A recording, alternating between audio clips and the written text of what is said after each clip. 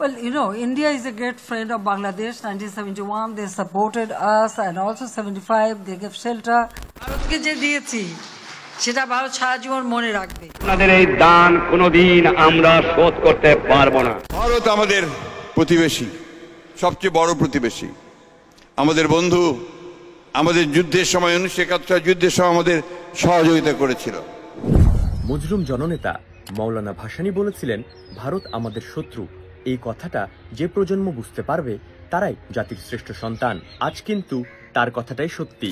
আজও সীমান্তে বাংলাদেশিদের হত্যা চলে, আমাদের নদীর পানি আটকে দেওয়া হয়, অভ্যন্তরীণ রাজনীতিতে হস্তক্ষেপ করা হয়।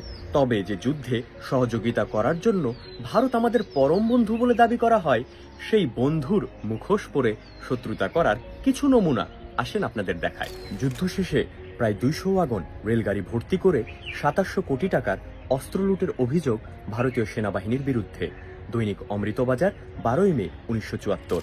1971 সালের মুক্তিযুদ্ধের সময় ও যুদ্ধ পরবর্তী সময়, বিশেষ করে ডিসেম্বর 1971 থেকে মার্চ 1972-এর মধ্যে ভারতীয় সেনারা 2160 কোটি টাকা সমমূল্যের 70 থেকে 80 লাখ টন ধান, চাল, গম, 400 কোটি টাকা সমমূল্যের 50 লাখের উপর পাটের বেল, 1500 কোটি টাকা সমমূল্যের ত্রাণ সামগ্রী পাচার এবং প্রায় 1000 কোটি টাকা সমমূল্যের যুদ্ধাস্ত্র, ওষুধ, মাছ, গরু, বনজ সম্পদ লুট করে নিয়ে যায়। জনতার মুখপাত্র 1 নভেম্বর 1975।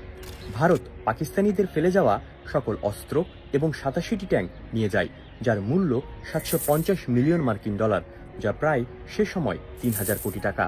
নিজের চোখে দেখা এসব কর্মকাণ্ড খুলনার ডিসি কামাল সিদ্দিকী তার বই the political economy of rural poverty in বাংলাদেশে লিখেন, ভারতীয় সৈন্যদের লুটপাটের মধ্যে অস্ত্র ছাড়াও মজুতকৃত খাদ্যশস্য, কাঁচা পাট, সুতা, গাড়ি, জাহাজ, মেশিন, যন্ত্রাংশ সব নিয়ে যায়।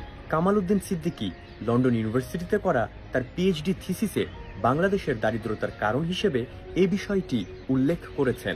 কামাল সিদ্দিকীর মতে, সব মিলিয়ে কম করে ধরলেও এই লুটপাটের পরিমাণ কেবল খুলনা জেলাতে ছিল তৎকালীন হিসেবে 2.2 বিলিয়ন মার্কিন dollar.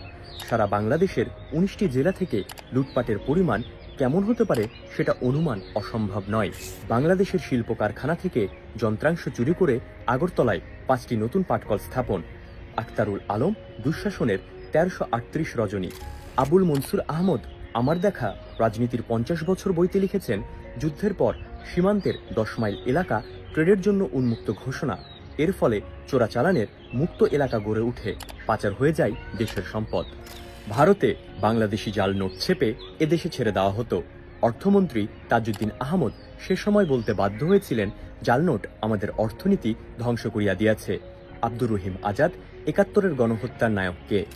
Major of Rafiqul Islam বীর উত্তম তার বই দুঃশাসনের 1338 রজনীতে জানান, আমাদের চোখের সামনে চাল পাট পাচার হয়ে গেছে সীমান্তের ওপারে, আর বাংলার অসহায় মানুষ ভিক্ষার বুলি নিয়ে বিশ্বের দ্বারে দ্বারে। এম.এ. মোহাইমেন বাংলাদেশের রাজনীতিতে আওয়ামী লীগ এ বইয়ে জানান এ বিষয়ে বিস্তারিত, যার সারমর্ম দ্বারাই 1971-এর অবাঙালিদের ফেলে যাওয়া সম্পত্তির হরিলুট, ফারাক্কা বাঁধের নামে মরুভূমি করার চক্রান্ত, টাকা বিনিময়ের নামে জাল নোট ছড়ানো, বর্ডার বাণিজ্যের নামে ভারতের বস্তাপচা মালের বাজার সৃষ্টি। আখতারুল আলম দুঃশাসনের 1338 রজনী। অলি আহাদ জাতীয় রাজনীতি 1945 থেকে 75-এ লিখেছেন, জয়দেবপুর অর্ডিন্যান্স ফ্যাক্টরি থেকে অস্ত্র নির্মাণের কোটি কোটি টাকার যন্ত্রপাতি ভারতে স্থানান্তরিত হয়। 21শে জানুয়ারি 1972 সালে ব্রিটেনের বিখ্যাত দ্য গার্ডিয়ান পত্রিকায় সাংবাদিক মার্টিন উলাকোট ইন্ডিয়ান্স লুট হোল ফ্যাক্টরি শিরোনামে লিখেন, খুলনা অঞ্চলে ভারতীয় সেনাবাহিনীর সুসংগঠিতভাবে মিল, কারখানা এবং অফিস লুটপাট বাংলাদেশের সরকারি কর্মকর্তাদের ক্ষুব্ধ এবং ক্রুদ্ধ করেছে। এই লুটপাট ঘটেছিল শহরে ভারতীয় সৈন্যদের প্রবেশের প্রথম কিছুদিনের মধ্যেই, 17 ডিসেম্বরের পর। দেশ বিজয়ের পর ইন্ডিয়ান আর্মি ক্যান্টনমেন্ট অভ্যন্তরীণ ওয়াশরুমের বেসিন ও মিরর পর্যন্ত খুলে নিয়ে যায়। লুটের উদাহরণ কতটা নিম্ন পর্যায়ে হতে পারে একটা বারের জন্য ভাবেন, আর এরাই আবার সবসময় এসে ক্রেডিট নেয় বিজয়ের। সম্ভবত এজন্যই সুনীল গঙ্গোপাধ্যায় তার পূর্ব পশ্চিম বইতে লিখেছেন, ঢাকায় এত সব বিদেশি জিনিস পাওয়া যায়, এসব তো আগে দেখেনি ভারতীয়রা। রেফ্রিজারেটর, টিভি, 2-in-1, কার্পেট, টিনের খাবার এসব ভর্তি হতে লাগলো ভারতীয় সৈন্যদের ট্রাকে।